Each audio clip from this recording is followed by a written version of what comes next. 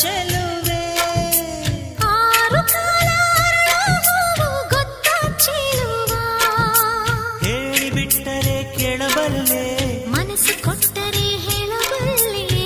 ರತ್ತು ರತ್ತು ಬಿತ್ತು ಬಿತ್ತು ರತ್ತು ರತ್ತು ಬಿತ್ತು ಬಿತ್ತು ರತ್ತು